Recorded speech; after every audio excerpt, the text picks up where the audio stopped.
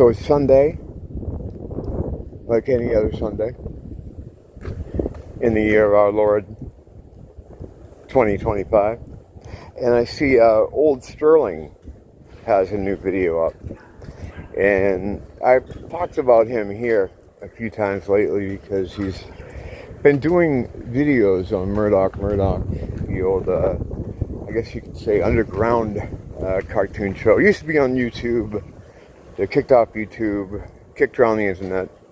And basically you can still watch the show. You just have to, download it from the independent sites that aren't a part of any sort of YouTube or... Hi, did BitChute in there still maybe? I don't know, whatever. Point is, I saw he has a new video out, and in the thumbnail had a Murdoch image. I'm like, oh wow, maybe he's doing another retrospective about something.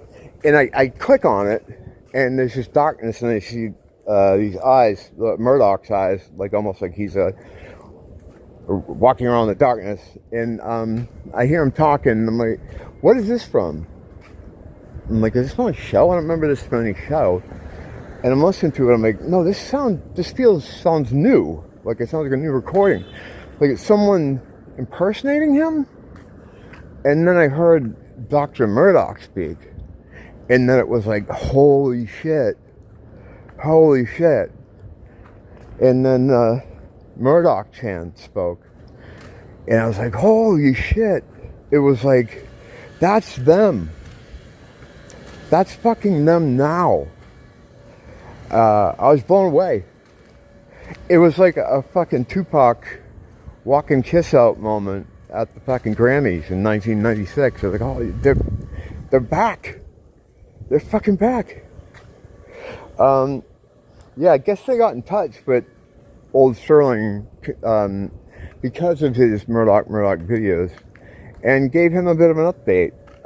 Murdoch's working on some kind of project. He's not sure what form it will take, but he was nice enough to do a little skit with our Murdoch Chan and Dr. Murdoch at the beginning of the video. And hearing their voices again, like, yeah, as the blacks say, it made me feel some type of way. Not to get gay about it, but Murdoch, that show, what it meant to a lot of us who needed it at that time is very profound.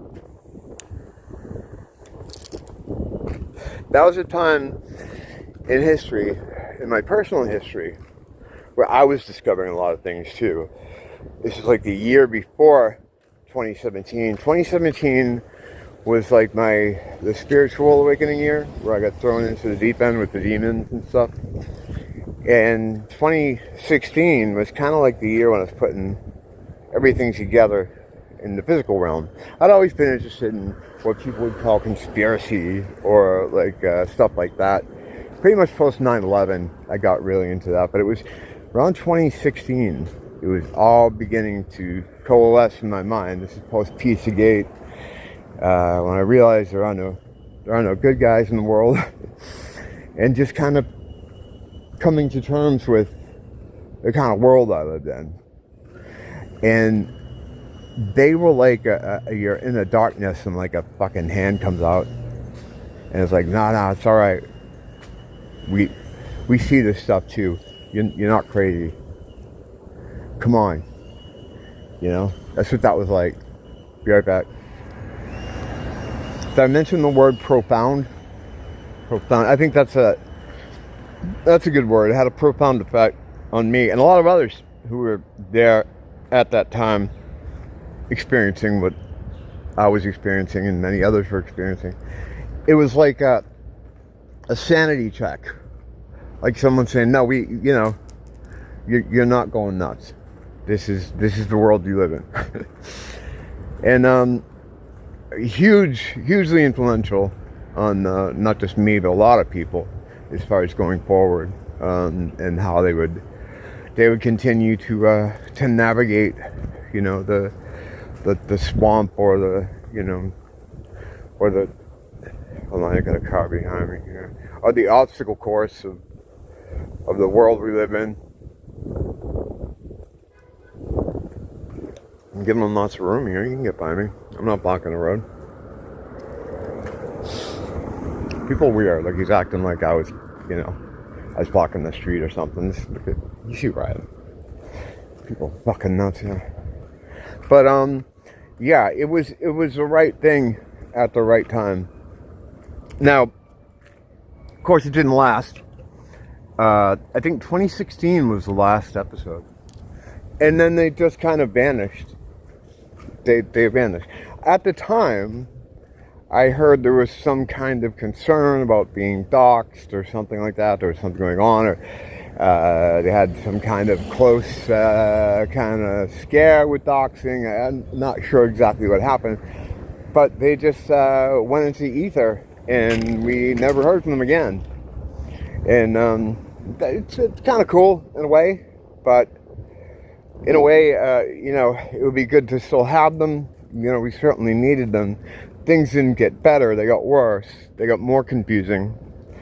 And to have someone there that not even can navigate a direction or anything like that, possibly in some aspects, but to just go along with us and say, yep, I see it.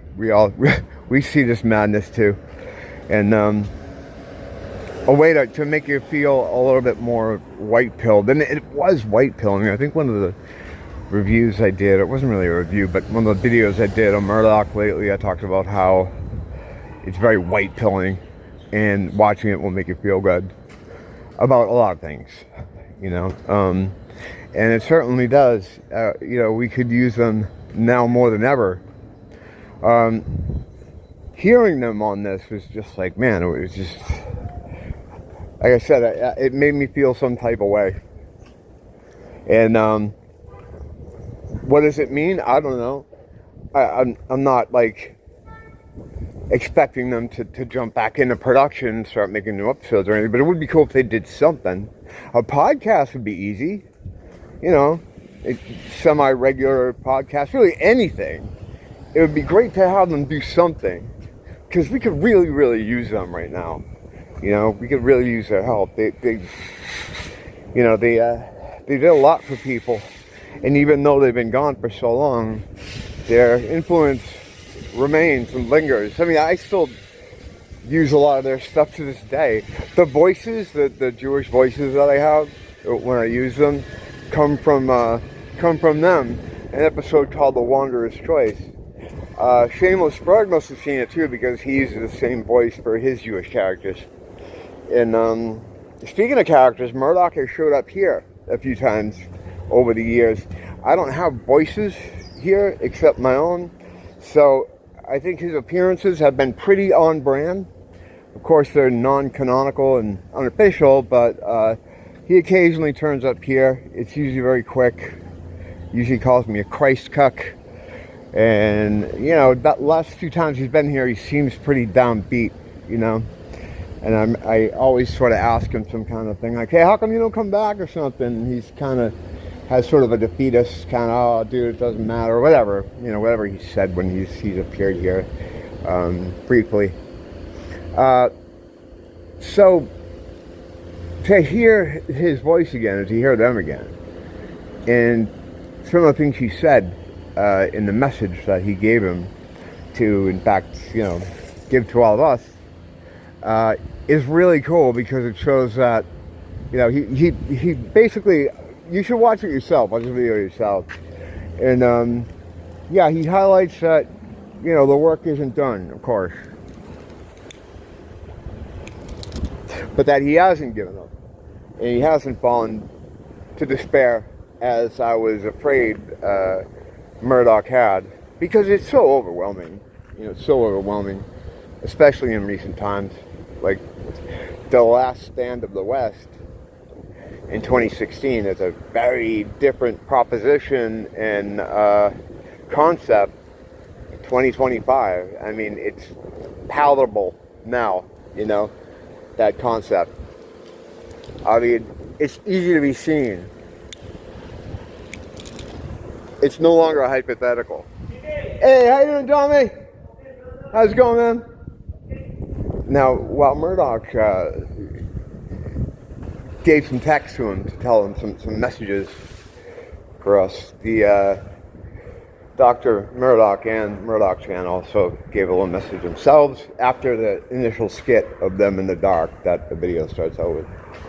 And all Murdoch Chan, her whole message was TKD, which was, perfect for her. It's exactly what she'd say, but that's exactly what she said. So, yeah, it would be nice to have them back in some capacity, whatever this project is he's working on. He wasn't really clear about how it would take shape. I hope it's something we could watch or listen to. But they used to have AMAs. I think we did like 3 or 4 of them. Doing something like that, in a podcast kind of format, man, that would be great. How that's distributed, I mean, that's another story, but YouTube is certainly loosened up a little bit, because when old Stirling started posting these videos about Murdoch, I was certain they'd be taken down. The very first YouTube video I ever posted had Murdoch clips in it, and because of that, my very first video got me a ban here on YouTube. I was couldn't upload for a week, and I just figured at that point, well, it's their persona non grata, Eric Estrada, Illuminati confirmed. I just figured anything with them in it, was going to be taken down. So, I mean, I never tried to do it again. I never see anyone else really talk about them again until old Stirling came along and lit the pilot light there. And I saw his channel grow because of the Murdoch stuff. So, I mean, there's many people that have no idea that this is even happening yet. And once people know, I mean, I think many more would be interested to see if they have anything else for us. And I would hope that they do. I think that they do. Knowing Murdoch is the kind of guy I think I do, just as a fan of the show. And his words here that he gave to old Stirling to tell us, it's very hopeful kind of tone to it. And hopefully there is more, whatever that, if that takes shape, whatever the shape that takes, anything would be great.